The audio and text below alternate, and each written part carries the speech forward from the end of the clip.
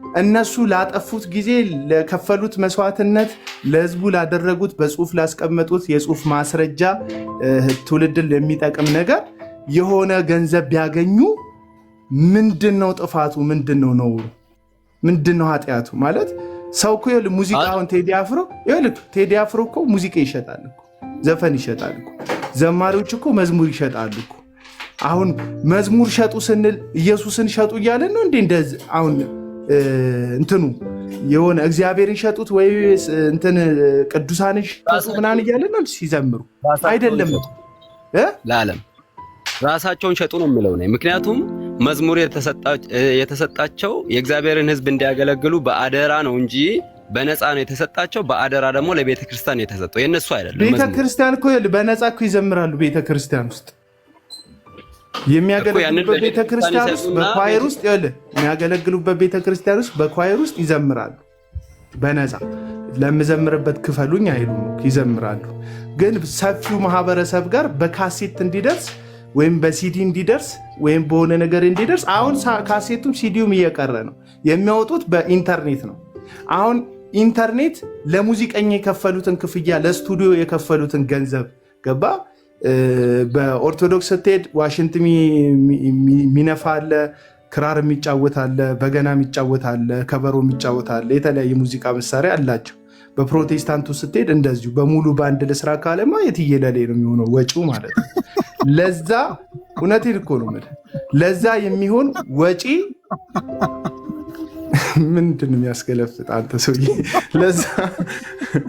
ለዛ የሚሆን ወጪ አውጥተው ዩቲዩብ ላይ ቢጭኑት፣ ዩቲዩብ ላይ ደግሞ የሚሰማው ህዝብ ዩቲዩቡን በሰሙት ልክ ዩቲዩብ ቢከፍላቸው ከዛ ቢያገኙ፣ አሊያም ደግሞ ስፖቲፋይ ላይ ወይም ሌሎቹ የኢንተርኔት አገልግሎት ላይ በክፍያ የሚሰማ ላይ ሰው ከፍሎ ሰፖርት ቢያደርጋቸው እነዚህ እንትን ለምን በትክክል ሴና የሚለው አካውንት ጉልበትም ከእግዚአብሔር ነው ያገኘው አይደል እንዴ? አንተ ለምን በነፃ ቀን ስራ ትሰራ? አንተ በነፃ ለምን የሰው እንትን ድርጅት ውስጥ በነፃ ለምን አታገለገልም? ጭንቅላትህን ከፍለበት አይደለም አንገት ላይ ያስቀመጥከው? እንደዚህ አይነት ጥያቄን እየጠየቀን ያለ በጣም አድካሚ ነው።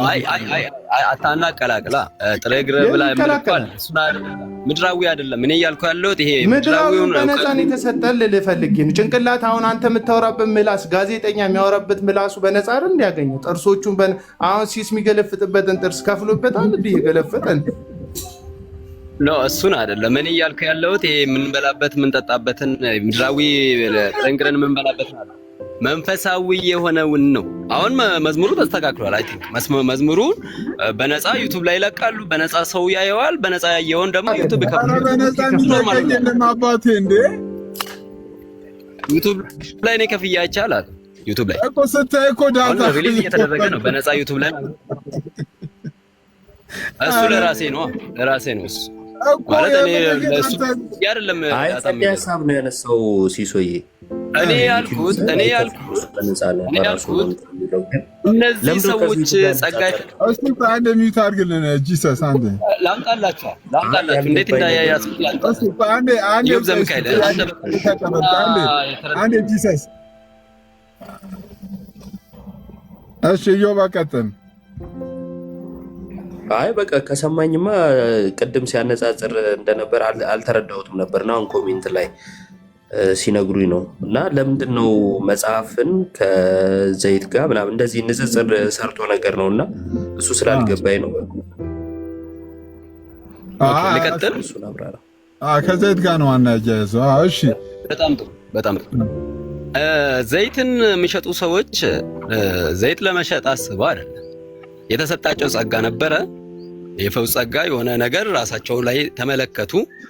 ከዛም በኋላ እንደሚታወቀው እነዚህ ሰዎች በቂ ገቢ ያላቸው አይመስልኝም። ቢኖራቸውም እንደሚፈልጉት መኖር ስለማይችሉ ቤተክርስቲያን ውስጥ ደግሞ ጊዜያቸውን ሰጥቶ ማገልገል ስለሚፈልጉ ለዛ ደግሞ አክሰስ ያላገኙ ይመስለኛል። ለዛ ይወጡና የተሰጣቸውን ጸጋ ልክ መጽሐፍ ደክሜ ጥሬ ግሬ ሰራው የሚለው ሰውዬ እንደሚሸጠው እውቀቱን በነገራችን ላይ መጽሐፍ ቅዱስን አንብቦ ሰው በራሱ መረዳት አይደለም የሚረዳው፣ መንፈስ ቅዱስ ነው የሚያስረዳው። መጽሐፍ ሆኖ ቢብሊካል የሆነ መጽሐፍ አወጣለሁ ካልክ አንተ የራስህን መረዳት ሊሆን አይችልም። ምክንያቱም አንተ የምትረዳበት መንገድ በራስህ መንገድ ከሆነ ምናልባት ከመንፈስ ቅዱስ እውቀት ያፈነገጠ ሊሆን ይችላል። የሆነ ኮራፕትድ የሆነ ነገር ልትቀላቀል ትችላለህ። አንድ ሰው መጽሐፍ ቅዱስን ተረድቶ መጽሐፍ ቅዱሳዊ ሆኖ ሌላ መጽሐፍ ላይ ለመገልበጥ የመንፈስ ቅዱስ ጸጋ ያስፈልገዋል። እሱን ጸጋ ደግሞ በራሱ ያገኘው በጥረቱ ያገኘው አይደለም። ስለዚህ ይህ ሰውዬ አስተማር የሚል ስሜት መንፈስ ቅዱስ ሲሰጠው ወይ ደግሞ ይህንን ጸጋ የማስተማር ወይ ደግሞ በመጽሐፍም ሆነ በስብከት የማስተማር ጸጋ ሲሰጠው ጊዜውን ሰጥቶ ቤተክርስቲያን ውስጥ እያገለገለ ከሆነ ደሞዝ አለው፣ ለሰራተኛ ደሞዝ ይገባዋል። ደሞዝ እየበላ እየሰራ ያለ ሰው ነው። ጊዜውን ሁሉ ስለሰጠ የጻፈበትም ያነበበበትም እንቅልፍ ያጣበትም እዛው ጊዜ ውስጥ ነው ያለው። የራሱ የሆነ ሌላ የጊዜ ማናጅመንት የለውም። ስለዚህ ጊዜውን ሰጥቶ እየሰራ ያለ ሰው ነውና እዛ ውስጥ ነው ያለው። የጻፈበትም ምንም ያደረገበትም ማለት ነው። ይሄንን ያገኘውን መረዳትን ደግሞ ሄዶ ለቤተክርስቲያን ሆኖ ሰውየው ለቤተክርስቲያን ገቢ እንደሆነ ሁሉ የራሱ የሆነው የመንፈሳዊ ዕውቀት ሁሉ የቤተክርስቲያን ገቢ ስለሆነ እኔ ሰውየው በነፃ ይውጣ ወይ ደግሞ ማበረታቻ አያገኝ ወይ ደግሞ ሌላ መጽሐፍ እንዲጽፍ አይበረታታ አይደለም ያልኩት። ሰውየው ለቤተክርስቲያን ገቢ ሆኖ ቤተክርስቲያን ደግሞ ለሰውየው ማበረታቻ የሚሆን ሰጥታ የጻፈውን ያዘጋጀውን ነገር ደግሞ ራሷ ፓብሊሽ አድርጋ ለቤተክርስቲያን አገልግሎት የሚውል ሆኖ ለሰውየው ደግሞ ማበረታቻ ቤተክርስቲያን ራሷ መስጠት አለባት እንጂ ሰውየው የግሌ ነው ብሎ ደከምኩበት ለፋውበት ብሎ በዛ ስሜት ወጥቶ መጻፍ ነው። ቴዎሎጂም እንደዛው ቴዎሎጂ እናስተምራለን የሚሉ ሰዎች የቤተክርስቲያን ገቢ ናቸው፣ ራሳቸው የራሳቸው አይደሉም። ስለዚህ ቤተክርስቲያን ስር ከገቡ በኋላ ለነዛ ሰዎች በቂ ደሞዝ ተከፍሏቸው ሌሎች ሰዎች በብዛት እንዲሰለጥኑ ማድረግ አለባቸው። ቤተክርስቲያን ውስጥ ያሉ እናቶችም ሆኑ ወጣቶች፣ ዘማሪዎች በነፃ የሚሰለጥኑበትን አግባብ ቤተክርስቲያን መፍጠር አለባት። ለምሳሌ እኔ አሁን ለምሳሌ እንደ እንትን ብሰጣችሁ ምን ቢሆን እላለሁ መሰላችሁ? ለምሳሌ ቴዎሎጂ በእውቀቱ የበለጸጉ ሰዎች 20 ሰው ይሆናሉ እንበል፣ እንደ ኢትዮጵያ እንደ ሀገራችን መጽሐፉን እንትን በቃ ቤዝ ያደረጉ ሰዎች 20 ሰው ይሆናሉ እንበል። እነዚህ ሰዎች ሴንተር ላይ አዲስ አበባ ላይ አሉ እንበል።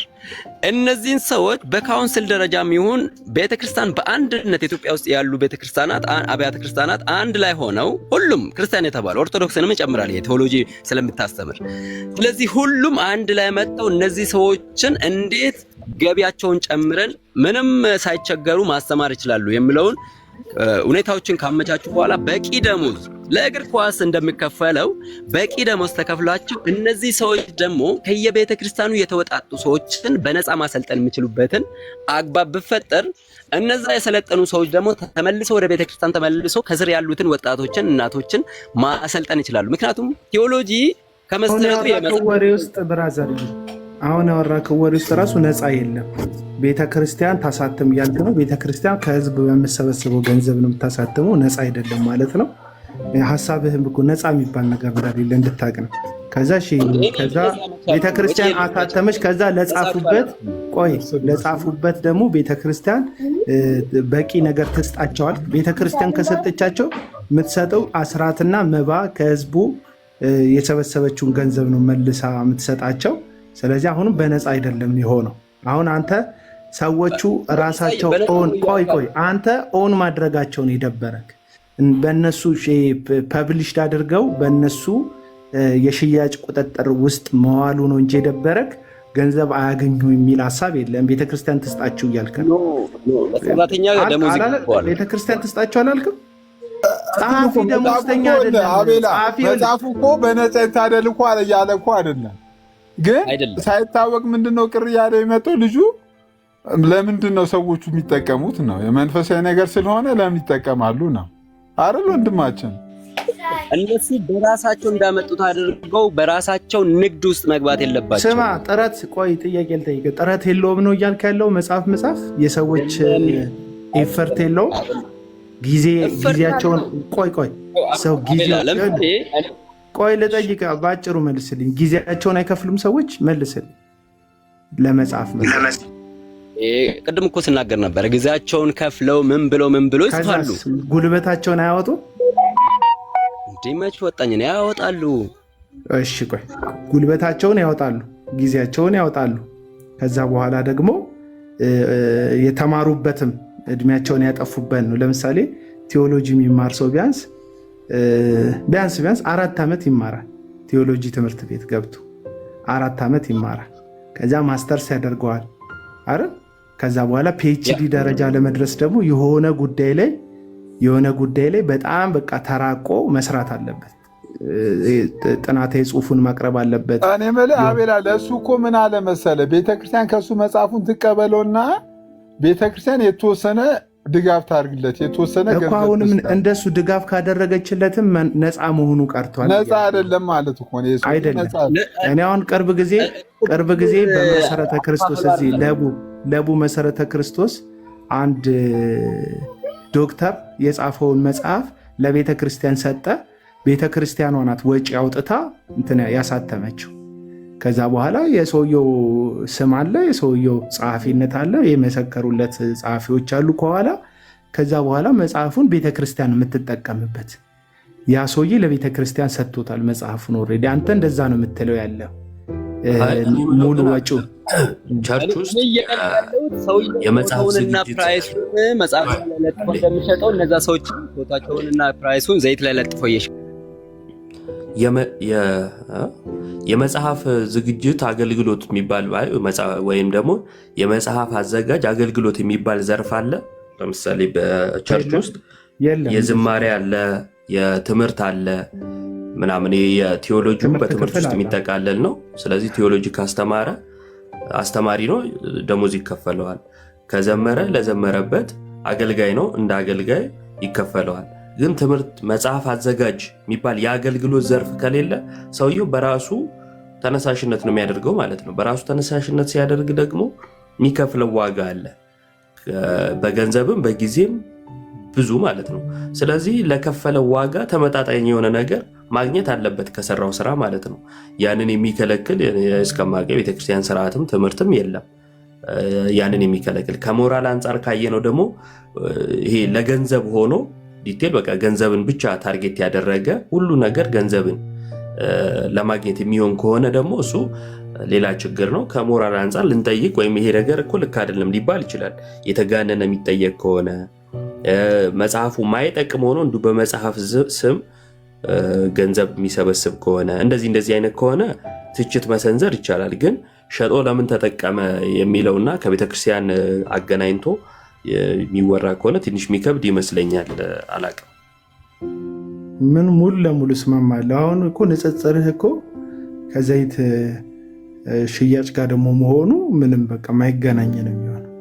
ገባይ በሆነች ቡትሌ መለኪያ ነገር የሆነ ዘይት ከተ ከዛ ፎቶውን ስቲከር አስለጥፈ ከዛ በኋላ የምትሸጥበት አጀንዳ ራሱ ይህንን የነካ ይህን ያደረገ በረከት ይገባለታል፣ እርግማን ይሰበርለታል፣ ፈውስ ይሆንለታል ብለህ በእግዜር ስም ይሄ ዘይት ፈዋሽ ነው አይነት ብለህ የምትሸጠው ዘይትና ከዛ ጊዜን ወስደህ ከልጆች ከቤተሰብህ ከራስህም ላይ ፕላን ይኖራል የህይወት ከዛ ሁሉ ላይ ቀንሰ ቤትህን ዘግተ ሰው ሁሉ ሲጫወት የራሱን ላይፍ ሲያሳልፍ ቤትህን ዘግተ እዛ ከቤተ ክርስቲያን ትምህርት ጋር ማይጋጭ ብለ ጤነኛ ትምህርት ለማምጣት ታግለ እዛ የአባቶችን መጽሐፍ ምናምን አጣቅሰ ከዛ ከታሪክ ጋር ለመጣላት ታሪክን ያሰናሰነ ነገር አዘጋጅተ ለመጽሐፍ ቅዱስ ታማኝ ለመሆን ተጠንቀቀ ብዙ ነገር አድርገ የጻፍከው መጽሐፍ ተመጣጣኝ ዋጋ ቢከፍልህ እኔ ኃጢአት ነው ነውር ነው አመጽ ነው የሚል ከዘይት ሽያጭ ጋር ልታገናኝ የቻልክበት ድፍረት እንትና አለ። ይሄ ጠዋት ተመርቶ ከሰዓት መርካቶ እኮ አይደለም። ጠዋት መርካቶ ከሰዓት ፎቶ ተለጥፎ እንትና ቤት ነው ገባ። ጠዋት ከመርካቶ ተገዝቶ ከሰዓት ይሄ ምንም ማይገናኝ ይፈርት የማይጠይቅ ድፍረትና ነውረኝነት ብቻ የሚጠይቅ የዘይትን ሽያጭ እውቀትን ከሚጠይቅ ሞራልን ከሚጠይቅ ጊዜን ከሚጠይቅ መስዋዕትነት ከሚያስከፍል ብዕርን ከሚያስነሳ ሰዎች ሁሉ የፈለጉትን ሲያደርጉ ሲውሉ ራስህን ደብቅ አንገትን ደፍተ ጎባጣ እስክትሆን አከርካሪክ አንገትን የሚሸከም አከርካሪክ እስኪጣመም ድረስ ጎንበስ ብለክ ሰዎች ቀና ቀና ብለው ራሳቸውን በሚያሳዩበት አንተ የሆኑ ጸሐፊዎች መጽሐፍ ውስጥ ተወትፈክ ያመጣ ከሆን እንደ ወርቅ ማለት ነው።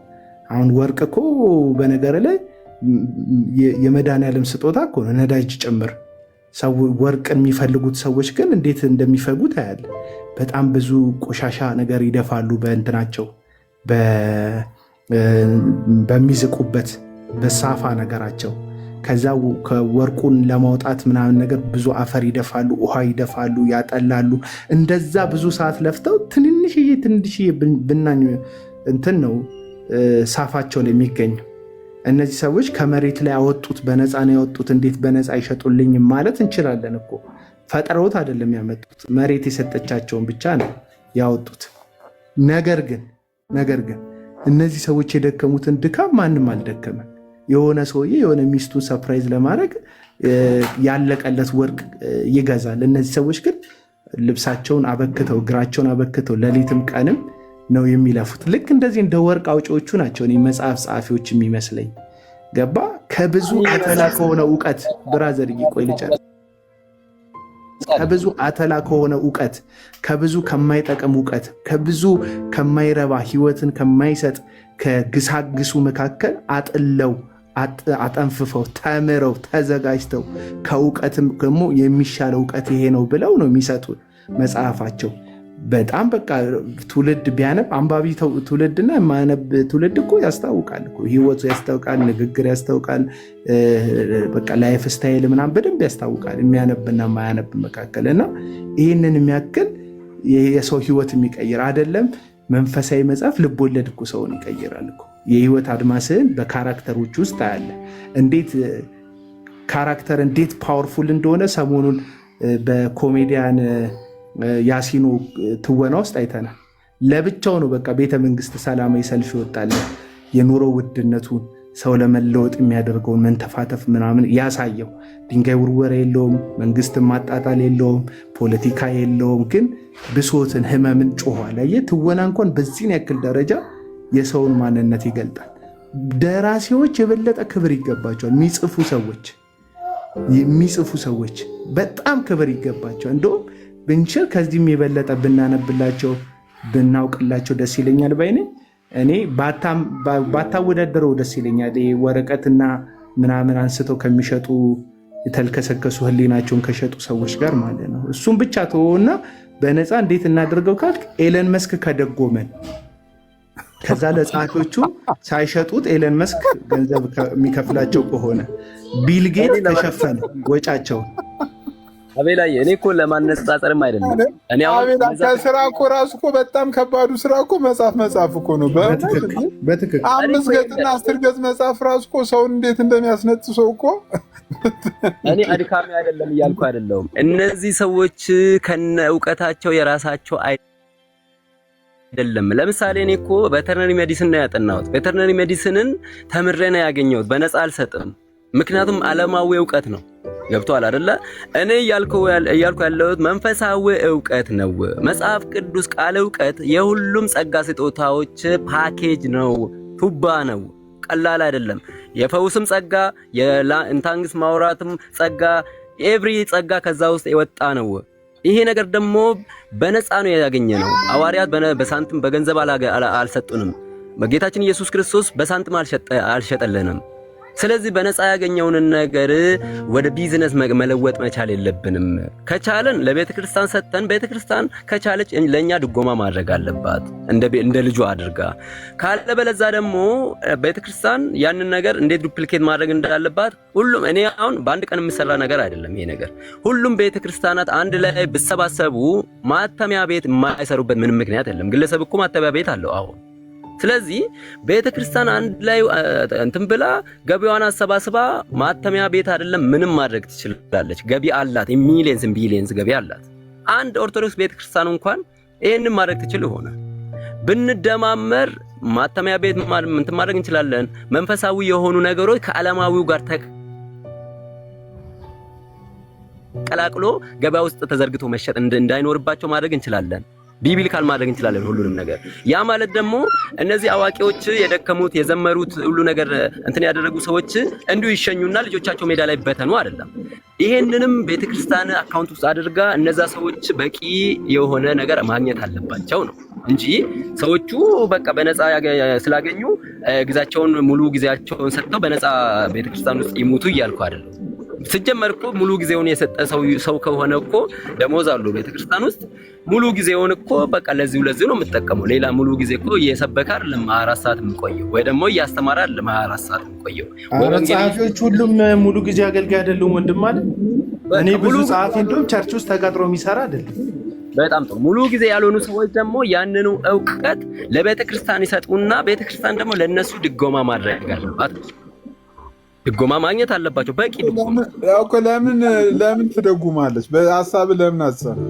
በቃ በነፃ የተሰጣቸው ቤተክርስቲያን ድጎማ ያስፈልግ በነፃ ትስጣቸው የሚለው አቋም ላይ ለምን አትጸናም አንተ? እኔ እያልኩ ያለሁት እኮ ራሳቸው ሸጠው አይደለም። ቤተክርስቲያን ለምንድን ነው የምትደጉማት? በነፃ ከሆነ ጽፎ ብቻ በነፃ ለምን አይሰጥም? ሰራተኛ ደሞዝ ይገባዋል። በራሱ ጊዜ ሸጦ ሳይሆን ከቤተክርስቲያን በቅንነት ህዝቡ ያሰባሰበውን ገንዘብ ለምንም አይደለም ለወንጌል ስርጭት ስለሆነ ለወንጌል መስፋፋት አንተ እኮ መግፋት ያለብህ ሐሳቡን እኮ እስከ መጨረሻው መታገል ያለብህ ጸሐፊዎቹን በነፃ መስጠት አለባቸው፣ ቤተክርስቲያንን በነፃ ማደር አለባት የሚለውን ነው አንተ እንትን ማለት ያለብህ። ነፃ የሚባል ነገር የለም ያልኩት ለዛ ነው። ቅድም አሁን እሺ አንድ 5 ዓመት የፈጀ ለዝግጅቱ 5 ዓመት የፈጀ መጽሐፍ ስንት ብር ይሰጠው ለጸሐፊ? እስቲ ሬንጅ አውጣ። እስቲ ስንት ብር እንስጠው ለጸሐፊ?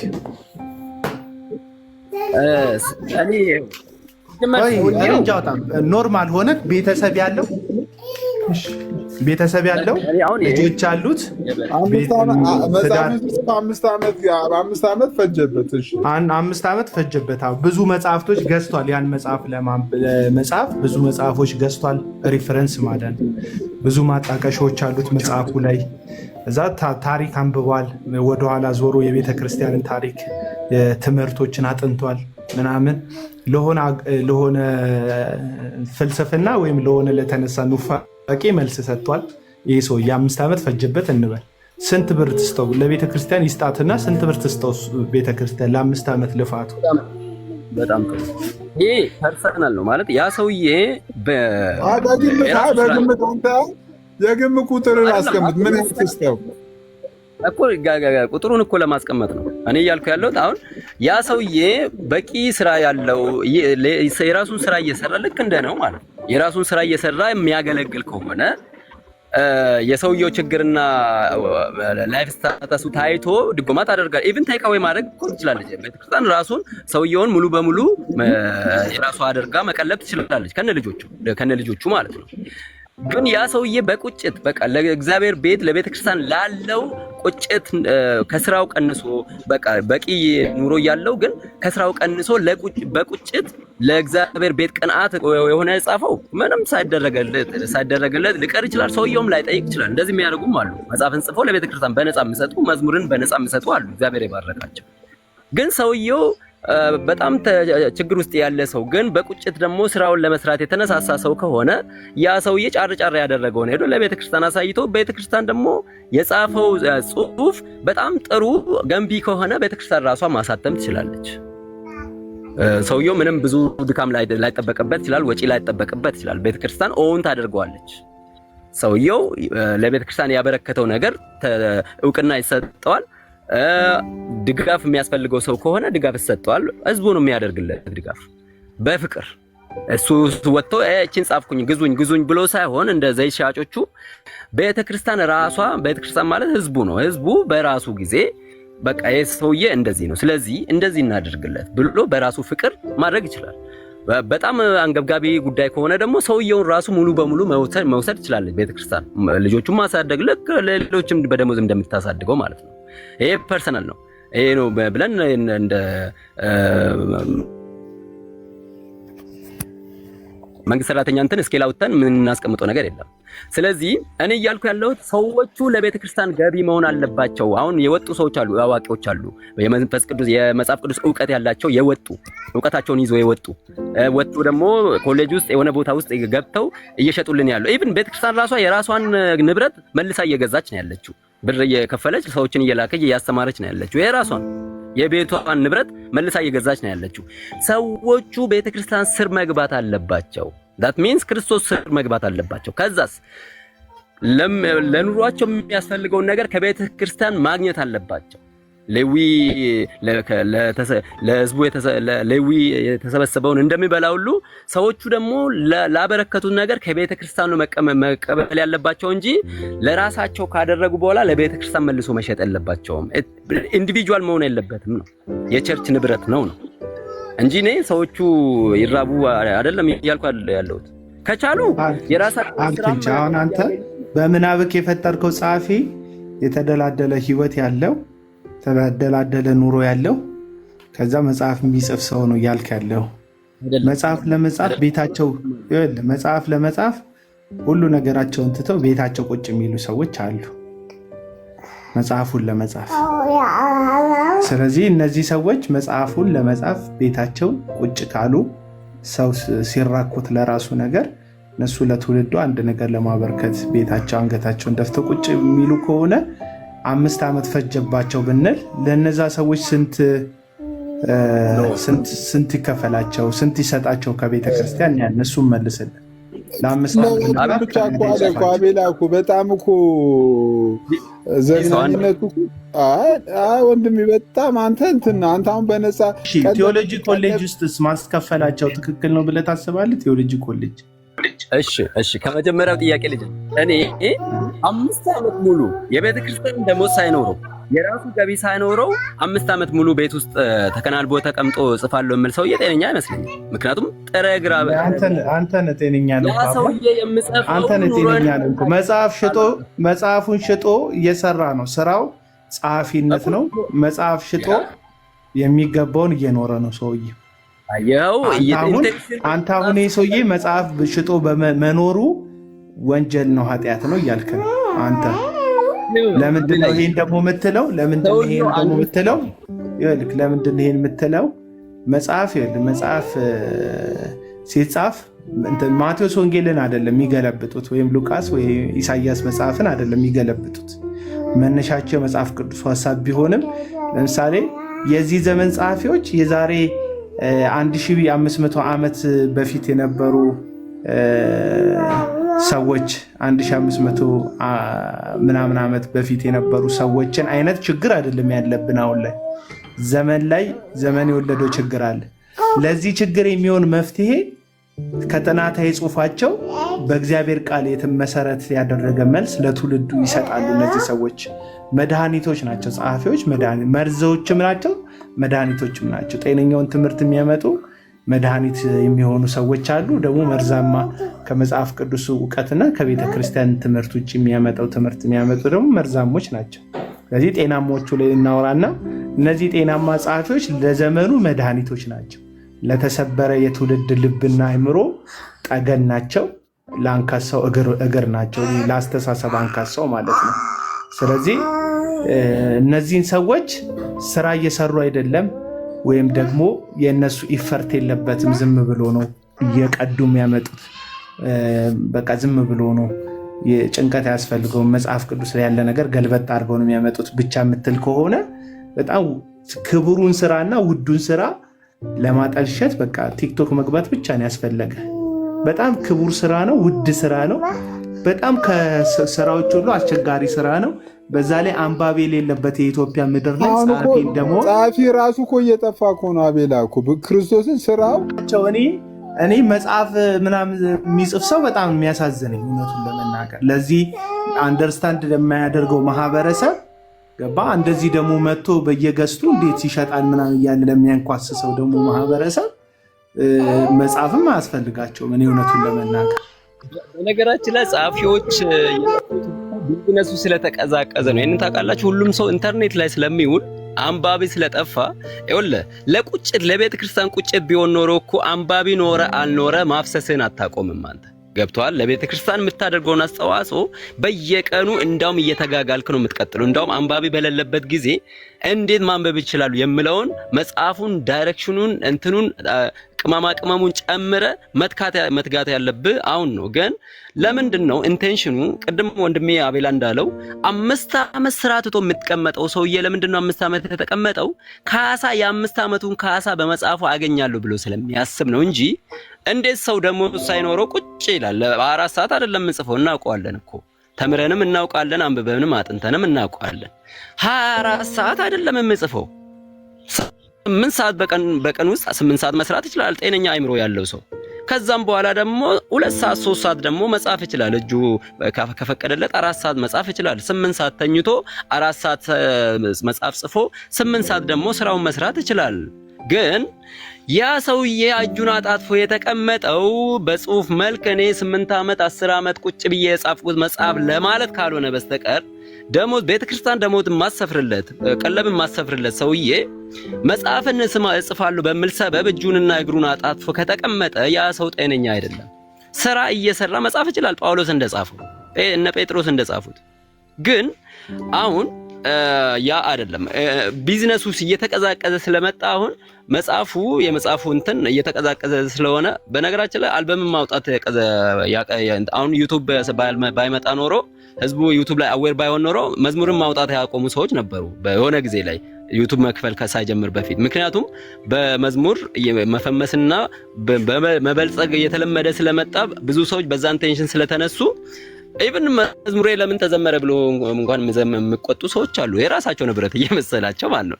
ስለዚህ ቢዝነሱ እየተቀዛቀዘ ሲመጣ ጻፊ እየጠፋ ይመጣል። አንባቢ ከሌለ ጻፊው ለምን ይለፋል? ኢንቴንሽኑ ቁጭት ካልሆነ፣ ኢንቴንሽኑ ቤተክርስቲያንን መመገብ ካልሆነ፣ ኢንቴንሽኑ ቢዝነስ ከሆነ አየሩን እያየ ነው የሚሰራው።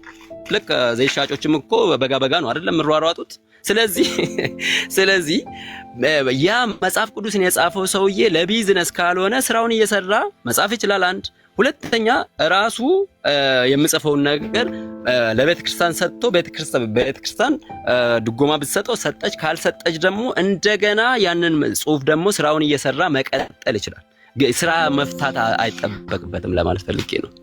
ለዚህ እንዴት አገናኘው ከዘይት ጋር? ይሄኛው እግዚአብሔር ጸጋ ስጦታ ነው። ሰው በራሱ መንገድ መጽሐፍ ቅዱስን አይረዳም። በራሱ መንገድ መጽሐፍ ቅዱስን መረዳት ቢችል ኖሮ ቴዎሎጂ የተማሩ ሙስሊሞች ናቸው ጌታን የሚቀበሉት። በራሱ ጥረት ቢሆን ቴዎሎጂ እኮ እየተማሩ መልሶ ምናምን አረባክ አንተ በቃ ዝም ብለህ አሁን እኮ ስንሰማ እኮ ይልክ ሐሳብ ካሳምኖን ምናምን አሳምኖን እኮ አይደል እየሰማን ያለ እንደው መከራከር የሚሆን አይደለም ሐሳብ። ግን አሁን አንተ ለቢዝነስ ነው ምናምን ያልከው ቢሆንስ ቢሆንስ አንድ ሰው ታለንቱ የአእምሮ መብት የአእምሮ ችሎታው መጽሐፍ ከሆነ በዛ መጽሐፍ ተዳደራለሁ ብሎ ካስቦ ቢሸጥ ምን ያገባሃል? ምን ያገባሃል? ማኔጅመንት እና አካውንቲንግ አይደለም፣ የእግዚአብሔር ቃል ነው። የእግዚአብሔር ቃልን አይደለም ኮፒ አድርገው የሰሩልክ አንተ ሰውዬ። የእግዚአብሔር ቃልን አይደለም ኮፒ አድርገው የጻፉልህ። የእግዚአብሔርንም ቃል እኮ በነፃ አይደለም እያገኘ ያለው። ሄደ ገበያ እየገዛ ነው። ለምኑ ነው የምትገዛው? መጽሐፉን ነው የምትገዛው? ቃሉን ነው የምትገዛው? አይደለም የምትገዛው ያሳተሙበትን የቀለሙን ነው የምትገዛው። እንትን ፕሪንት የተደረገበትን ነው የምትገዛው። ገባ? መጽሐፍ ቅዱስ እንዴት ይሸጣል? ቢዝነስ ነው ምናምን ልትለው። የመጽሐፍ ቅዱስ ማህበር የሚባል ማህበር አለ፣ ሰራተኞች አሉት። ገባ? ይህ መጽሐፍ እንዳይበረዝ የሚጠብቁ ጠባቂዎች አሉ። የካቶሊኮች አሉ፣ ኦርቶዶክሶች አሉ፣ ወንጌላውያን አማኞች አሉ። ገባ? በዛ ውስጥ በጣም በቃ ዌል ኤጁኬትድ የሆኑ ሰዎች አሉ። መጽሐፍ ሲመጣ ዋናውን ትርጉም እንዳይስት የሚጠነቀቁ ሰዎች። ገባ? ግሪኩንም አርማይኩንም ዕብራይስጡንም ሊሆን ይችላል። በዚህ ቋንቋ እድሜያቸውን ሰጥተው የተማሩ ሰዎች። ገባ? በቃ ህይወታቸውን የሰጡ ለዛ ነገር። አንድ ሰው እኮ ኑሮዬን ይቀይራል ብሎ ላይሆን ይችላል። በህይወት ገጠመኝ ግን ቴዎሎጂ ገብቶ ይማራል። በዛ ነገር ተሰጥቶ 20 ዓመት 30 ዓመት በዛ ትምህርት ሊያሳልፍ ይችላል። በዚህ ትምህርት ያሳለፈ ሰውዬ ምን ይስራ? ገባ? ህዝቡን ማገልገል አለበት፣ ህዝቡን መጥቀም አለበት። ያለው እውቀት ስነ መለኮት ነው። በዚህ ይህንን ስነ መለኮት ስለ መለኮታዊ የሆነ እውቀቱን ቤተክርስቲያን የተለያዩ ንፋሶች ይነሱባታል፣ የዘመን ንፋሶች። ገባ? አንደኛው ክፍለ ዘመን ላይ የነበሩ አባቶች የመለሱት ኑፋቂ ትምህርት አለ። ሁለተኛው፣ ሶስተኛው፣ አራተኛው እስከዚህ ዘመን ድረስ ቤተክርስቲያን የተለያየ ንፋስ መጥቶባታል፣ እየመለሰች ነው። በዚህ ዘመን ደግሞ የሚመጣ ትምህርት አለ። ዘመነኝነት የወለደው ዘመናዊ አስተሳሰብ አለ። ይህንን ትምህርት የሚመክቱት ጸሐፊዎች ናቸው፣ መልስ የሚሰጡት ጸሐፊዎች ናቸው። እነዚህ ሰዎች ደግሞ ጊዜያቸውን ያሳለፉት ትምህርት መምረጥ ከብዷቸው አይደለም። ገባ? እዚህ ጋር አንተ የሆነ ትምህርት ተምረ ሊሆን ይችላል። እዛ የሆነ ትምህርት ተምረህ ምርጫክ ነው። እነዚህ ሰዎች መርጠው ወደ ስነ መለኮት ትምህርት ገብተዋል። የእድሜያቸውን እኩሌታ ለዚህ እውቀት ለዚህ ትምህርት ሰጥተዋል። ስለዚህ እነዚህ ሰዎች ቤተክርስቲያንን ባላቸው እውቀት አጥር ለቤተክርስቲያን አጥር መሆናቸው ገቢ ማስገኘቱ ለነሱ እኔ የተቀናጠ ህይወት የሚኖር መጽሐፍ የጻፈ ሰውዬ አይቻል አቅም መኪና ያለው እንኳን አላቅም። ጸሐፊዎች በጣም ሌላ ጎንዮሽ ስራ ከሌላቸው በስተቀር በእግራቸው የሚኳትኑ በባስ የሚጠቀሙ ታክሲ የሚጠቀሙ የተለየም ኑሮ የሌላቸው አይደሉም። አንተ ወደዚህ መጥተህ ገመቺስ ከሚነዳ ዘይት ሻጭ ጋር ገመቺስ እየነዳ 3-4 ቤት ከሚነዳ ወጠምሻ ሰዎች በግራና በቀኝ አሰልፎ ጋርዶቼ ናችሁ እያለ ራሱን ከምስኪኑ ማህበረሰብ ለመለየትና ላለመነካት ከሚንተፋተፍ ጥጋበኛ ዘይት ሻጭ ጋር አንገታቸውን አቀርቅረው ጎባጣ እስኪሆኑ ድረስ እጃቸው እስኪላላጥ ድረስ የሚጽፉ ጸሐፊዎችን በዚህን ያክል ደረጃ ያን ያህል ብዙ ትርፍ በማይገኝበት የመጽሐፍ አገልግሎት እንዲሁ መተቸት ምንም እዚህ ውሃ የሚቋጠር አይደለም። ገለባ የሆነ ሀሳብና አይዲያን ይዘህ የመጣ እኔ እውነቴን ነው። ሀሳብህን ነው ገለባ ያልኩት አንተን አይደል። ሀሳብህ በጣም ገለባ ነው። ጂሰስ አንዴ ቆይ ከፈቀዳችሁ አቡነ ወንድሜ አይ ላቭ ጂሰስ ነው ስም ሶሪ በጣም ያው ጂሰስ ከተጠራ ችግር የለውም። ብዙም እንትን አትበለው። አቤል አቡንም ምን አልከኝ ወንድሜ? ልታስቀስፉኝ ነው ወይ እንዴ? ነው ላለመቀሰፍ እኮ በራስ በትክክለኛ ስም መምጣት ነው ያለብህ ወንድሜ። ቀጥል። አይ ላቭ ጂሰስ እኮ ነው የሚለው። ኦኬ ከማዕከል ጂሰስ ነው የሚታየው። እሺ ቀጥል። ችግር የለም። አይ ላቭ ጂሰስ አይልም። አይ አለ፣ የልብ ቅርጽ አለ። ልብን ላብ ብለህ አንተን የተረጎምከው፣ እኔ ጂሰስን አነበብኩ። ትልቁን አንብቤ ያለው ኤኒዌይ አይሄርት ጂሰስ ነው። አይሄርት ጂሰስ ከሆነ ደግሞ ምን እንደሆነ ወቅ ወንድሜ። ኤኒዌይ አቡና አሚን። እኔ ኦርቶዶክስ ተከታይ ነኝ ብዬ እንዳልል ከቤተሰብ የወረስኩት ነው። አሚን። ዛሬ አውቄ የተቀየርኩበት ምናምን ነገር አይደለም። ነገር ግን በአንዳንድ ምክንያት አንዳንዴ በቃ መጽሐፍ ቅዱስን እንኳን ሳላነብ በመዝሙርም በምንም ነገር በቃ ለመፈተሽ እየሞከርኩ በነበርኩበት ሰዓት በዚህ በ2 ወር በ1 ወር ውስጥ የተከሰቱ ነገሮች ነበሩና ያንን ነገር ዝም ብዬ እየገባው በየቤታችሁ አደምጥ ነበር፣ ሁላችሁም ጋር ማለት ነው። ግን ሰሞኑ የሆነው ነገር እኔ ሆነስትሊ በዋንን ነው ማውራው። ማለት ከተንኮል ከምናምን ካሰባችሁት የራሳችሁ ጉዳይ ነው። ግን ከመጽሐፍ ሽያጭ ጋር ይገናኛል? ኖ አይገናኝም። ርዕሱ የመጽሐፍ ሽያጭ ነው። አንዴ ወንድም ያረ ቆይ እንዳታጨልሉን በመድኃኒዓለም ቆይ እንዴ! አረ ወይ መጽሐፉን ካሸጥ ነው በኋላ አይሻልም? እኔ መቼ ግን እኔ ስታዩ በእናታችሁ ተው፣ ሆድ የሚብሳችሁ ሰዎች ተው። እኔ አሁን የወራሁት ስለምንም አይደለም። በቃ ይሄ ልጅ ጎትቶ አስገባኝ እና እኔ እንትና እስቲ እንትን ስጥ ፋታ ስጡኝ። አሁን ሰሞኑ ምን የተፈጠረው ጉዳይ እኔ ደራሲው አይደለሁም እኮ ተሳታፊ ልሆን እችላለሁ ጉዳዩ ላይ እንጂ ጸሐፊው አይደለሁም። የጉዳዩ ምን እንደተፈጠረ እሱ አላውቅም አይደለ። እኔ እኮ በእርሱ ላይ እኮ አቋርጧችሁ ሀሳብ የሚሰጥ ነው የመሰለኝ።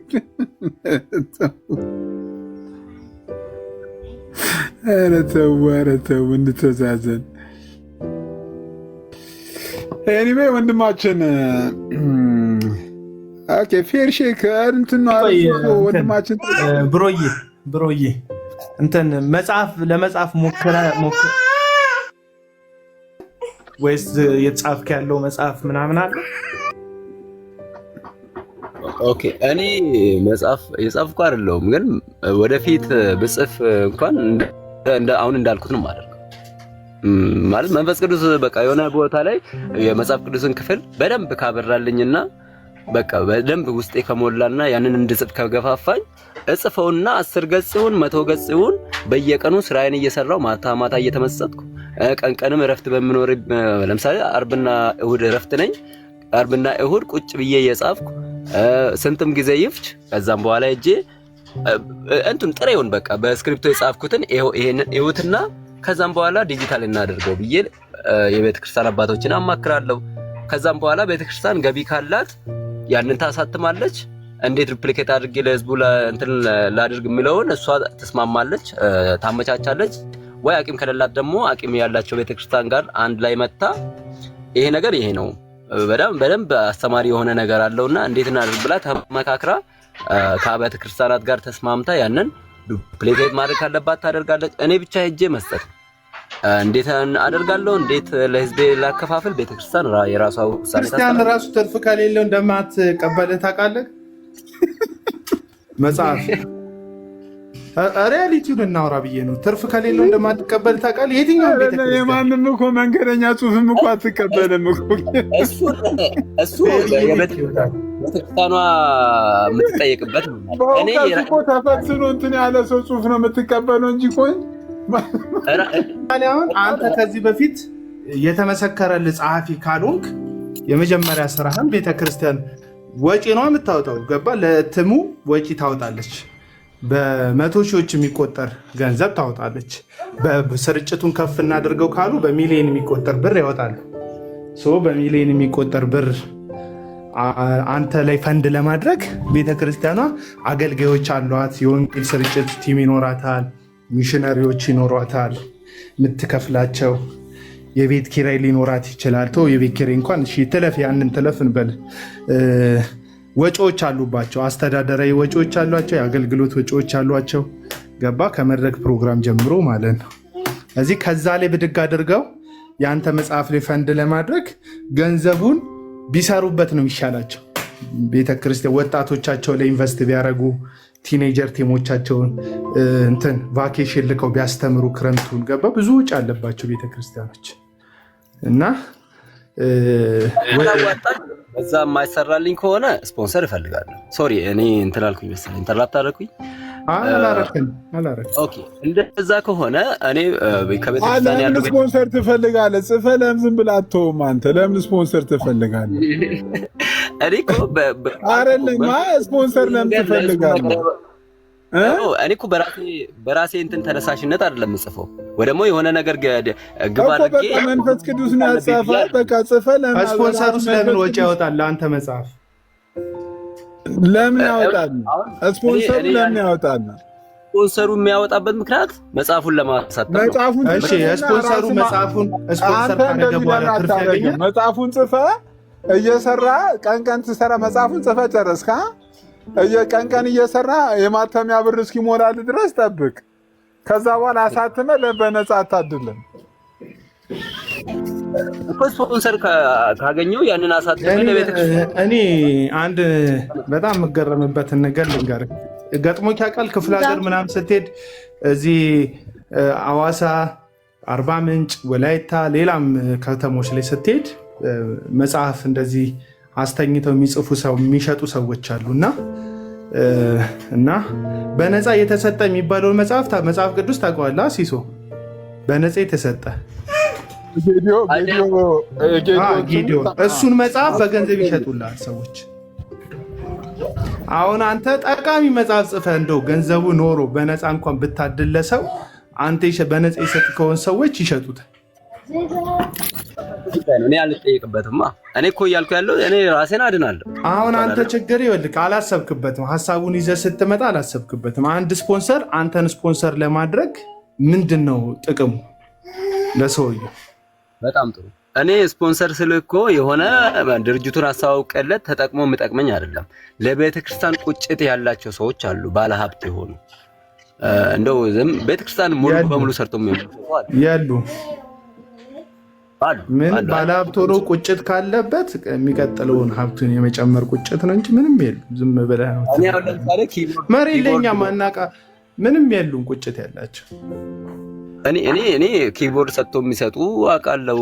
በጣም ብዙ ሚሊዮን የታወቀ እኮ ነው። ይኸውልህ ባለሀብት እኮ ኪቦርድ ሲሰጥ ምስጋና ከመድረክ ላይ ያገኛል። ገባ? ቤተክርስቲያን ላይ ስትሄድ የኦርቶዶክስ እንኳን ትልልቅ ቤተክርስቲያን ላይ ከአቶ ከሌና ከእንትን ከሌ የተበረከተ የሚል ትልልቅ በሮች ታያለ። ያንን ስም ይፈልጉታል ባለሀብት ሰዎች ሲሰጡ። አንዳንድ ቅን ሰዎች ይኖሩ ይሆናል አላቅም፣ በስውር የሚያደርጉ በስውር የሚሰጡ ሊኖሩ ይችላሉ። እነሱን ክሬዲት አልወስድባቸውም። ግን ስሙ ማይመሰገን መድረክ ላይ በንስሐ ስሙ አባቶቹ የማይባርኩት እንትና ይሄን ሰጠ የንስሐ ስሙ ተጠርቶ አሊያም የገዛ ስሙ ተጠርቶ ማይመሰገንበት ቦታ ላይ አይሰጥም። ባለሀብት የምትላቸው ሰዎች ለምን ምን አይነት ዓለም ውስጥ እንዳለ አላቅም። ስንት ቡና እንደጠጣ አላቅም። ዛሬ ያው የጻፍኩት እንትን የእግዚአብሔር ፍቃድ ከሆነ ስፖንሰር ይገኛል፣ ይታተማል፣ ቤተክርስቲያን ታከፋፍላለች። ስፖንሰር ትፈልጋለህ? እኔ አልገባኝ እኮ። እስኪ አንተ እንድጠይቅ ለምን ስፖንሰር ትፈልጋለህ? መጽሐፉን ጊዜ ወስደህ እንደፈለግ ማለትም ብሩን ለምን አንተ አትፈልግም? ሞያለ ቅጥጥን ለምን ማተሚያን ብር ለምን አትፈልግም? ብሩን ካገኘው እሰየው። ብሩን በቂ ብር ያንን አሳትሞ ለቤተክርስቲያን መስጠት እርግጠኛ ብሩን ካገኘ አንተ ስራ ነው የምትሰራበት። መጽሐፍ የምን መጽሐፍ ነው? ብሩን ካገኘ ስራ ነው የምትሰራበት። አንተ ጥሩ የስራ ሀሳብ ነው ያለ። እንደው እነዚህ ሰዎች ለምን አልሰሩም ብለህ ነው የምታስበው። ስለዚህ አንተ ጥሩ ልብህ ስራ ላይ ነው። እኔ የተገለጠልኝ ነገር ስራ በርታ። ብሩን ካገኘው አላለ የ60 ሚሊዮኑን ብር እንደኔ ሞክረን ያጣው እንዴ ሎተሪ የ60 ሚሊዮኑ ኦኬ። አሁን አትረዱኝም። አቲ በቃ ምንም ብሩ ካገኘው እሰየው አላለ።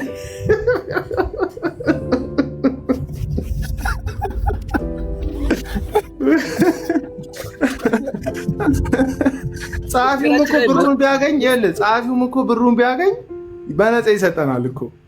በነፃ ያልሰጠን በዛ በመጽሐፉ በኩል ብሩን ለማግኘት ነው። መጽሐፉን ከማሳተሙ በፊት ግን ብሩን ቢያገኝ በነፃ ይሰጠናል። ብሩ ከተገኘ ማለት ነው። እና ብሩን ባገኝ ያልከው ሀሳብ ላይ ይሰመርበት። በቃ ብሩን ባገኝ ነው አሁን የህይወት ጥያቄ። ብሩን ባገኝ መጽሐፍ ጸሐፊውን ለማትረፍ አይደለም። ቢያንስ አሁን 600 ሺህ ብር ያወጣ ጸሐፊ 650 ሺህ ብር ቢያገኝ ከዛ መጽሐፍ እንደው እንደ ትርፍ የሚታይ አይደለም። 700 ሺህ ቢያገኝ እሺ 300 ሺህ ብር ቢያገኝ ከአንድ መጽሐፍ ብዙ አይገኝም ብዬ እርግጠኛ ስለመሆኑ በመጽሐፍ አንባቢ ትውልድ የለም። ብዙዎቻችን አናነብ። ስለዚህ አንድ 600 ሺህ ብር ያወጣበትን መጽሐፍ ስርጭቱ መጠነኛ ስርጭት ያለው እንኳን ቢሆን የሆነ ያክል እንትን ቢል ከዛ ከ600 ሺህ ብር 300 ሺህ ብር ቢያገኝ ለአንድ ዓመት ልፋት 300 ሺህ ብር በጣም ትንሽ ነው። ትራንስፖርት ተጠቅሞ መጽሐፍቶች አስልኮ ከውጭ የውጭ መጽሐፍቶች ውድ ናቸው። ብዙ በእኛ ሀገር መጽሐፎች አይገኙም ታውቃለህ። እንደውም ጥንታዊ መጽሐፍት ኦርቶዶክሳውያን ጋር ነው እንጂ እኛ ፕሮቴስታንቶች ጋር አታገኝ። ጥንታዊ መጽሐፎች ለማግኘት ገባ ትልልቅ ጸሐፊዎች የጻፉትን መጽሐፍ ለማግኘት የግድ ውጭ ሀገር የተጻፉ መጽሐፎች ያስፈልጉናል። ወይ አውሮፓውያን ወይ አሜሪካውያን የጻፉት መጽሐፍ ያስፈልገናል። ይህንን መጽሐፎች ማጣቀሾች ማለት ነው።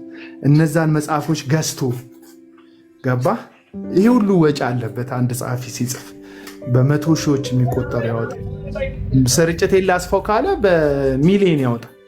እዚህ እንደዚህ አይነት ወጪ አውጥቶ 300-400 ሺህ ብር ቢያገኝ ተወሱ ያወጣውን ያክል ቢያገኝ መልሶ እጥፍ 600 ሺህ ብር አውጥቶ 600 ሺህ ብር ቢያገኝ እጥፍ ወጪውን መልሶለት ቢያገኝ በጣም ጸዴ ነው።